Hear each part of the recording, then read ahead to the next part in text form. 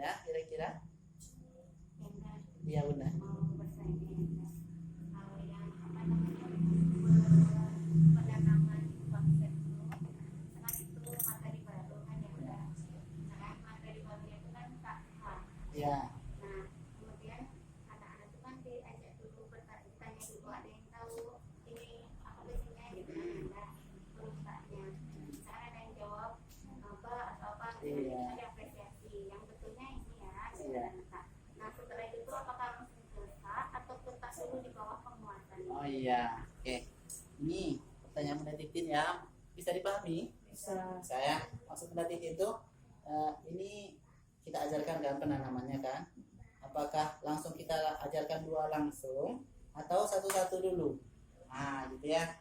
Sebenarnya kalau untuk yang seperti ini jilid 1 baca satu-satu dulu, kita pahamkan yang ini dulu. Nanti kita ulang lagi yang ini. Tapi kalau kelompoknya cepat, kelompok anak-anaknya itu kemampuannya cepat, mungkin dia bisa langsung 2. Ya, ini pokoknya guru itu memang harus tahu kondisi anak-anaknya. Nah, anak-anak saya ini standarnya harus satu-satu dulu. Berarti kita ajarkan dulu, ini bacanya tas. Kita ajarkan, kita langsung paham pemahamannya. Yang ini. Kita tunjuk yang setiap ta itu. Tapi kalau kita rasa anak-anak kita itu kemampuannya bagus, dia bisa menyerap langsung 2, dasar langsung bisa, dan apa-apa langsung 2 saja. Benar. Tapi kalau dia memang kebutuhannya itu sepertinya harus satu-satu dulu, ta dulu. Kita ajarkan ta, nanti setelah paham ta, baru kita ulang lagi sa. Ya, sa setelah itu. Itu ya, lanjutannya. Jadi boleh keduanya yang Boleh tergantung situasinya tadi anak-anak kita. Kalau anak-anak kita tuh kelompoknya yang unggul, cepat, maka dia bisa. Kalau langsung 2 tuh kan anak-anak agak beragam. Tapi kalau satu-satu dulu agak ringan dibagi. Nah, pelan-pelan kan diangsur. Jadi itu kalau yang saya ketahui seperti itu. itu nih ada satu lagi yang Ya. maaf ya. Itu khusus untuk di jilid 1 atau di jilid berikutnya juga ya. Ya, di jilid berikutnya itu kan beda. Kalau jilid berikutnya ya sama Bun, sama pola prinsipnya Bun. Karena seperti di jilid 4 kan ya pelajarannya itu misalnya tas ya kan, terus yang beda-beda hurufnya, ada 3 materi di sini. Jadi kita ajarkan dulu satu-satu. Tapi kalau kelompoknya bagus ya udah.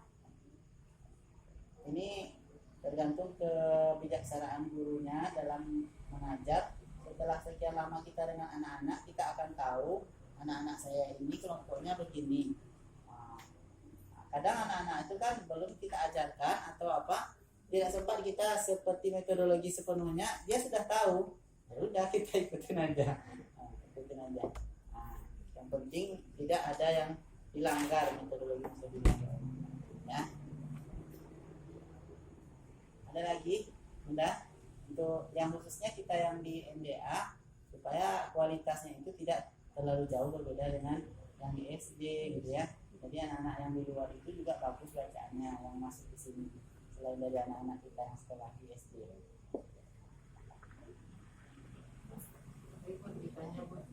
Ini Pak, halaman 20 tadi kan ada Halaman 20? Ya.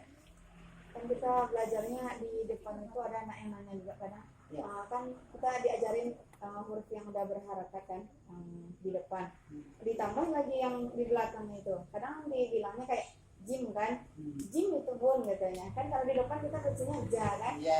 Nah jadi dia kadang bingung kalau udah di itu emang itu kalau yang nggak berharakat sama berharakat, sampai ditanya sama mamanya, kok ini yang diajarin tuh yang berharakat dulu enggak ini gitu. Iya. Karena kita nggak pakai ini. Oh iya. Karena nggak pakai ini, jadi anak-anak tuh bingung dia jadinya kan.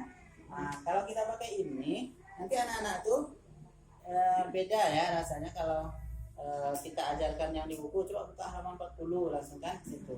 Atau halaman 20 kita suruh buka kan di buku itu tuh. Halaman 20 ini satu. Beda dengan ini. Kalau kita di peraga ini, kan kita yang pertama kita ajarkan ini.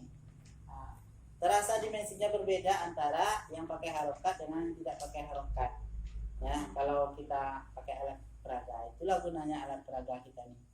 Nah, bahkan kalau kita nggak pakai peraga, bisa nanti saya yakin lah itu berapa persen, 50% atau 60%, anak-anak tuh nggak akan bisa membaca halaman 20 dan halaman 40. Betul nggak? Ya kan? Pas tes kan Bon?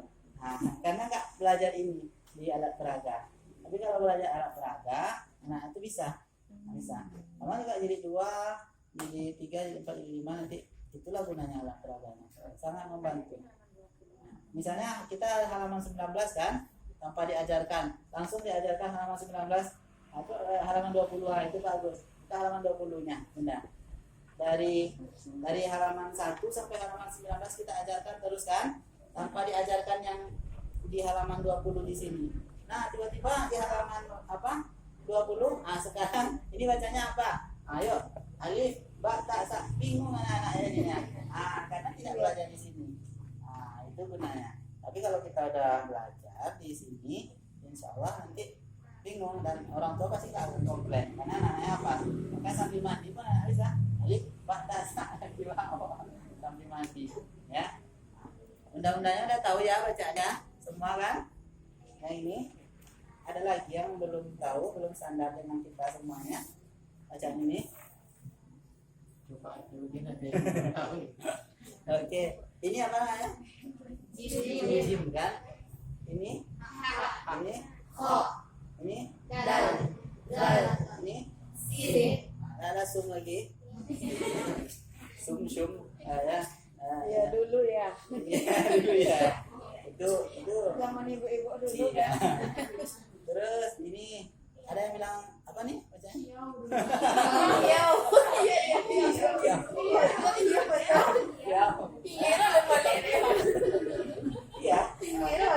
Iya.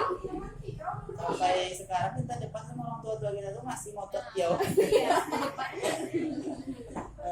Sim juga sim Iya. dulu. Ya. Sim gitu ya. Sin sum.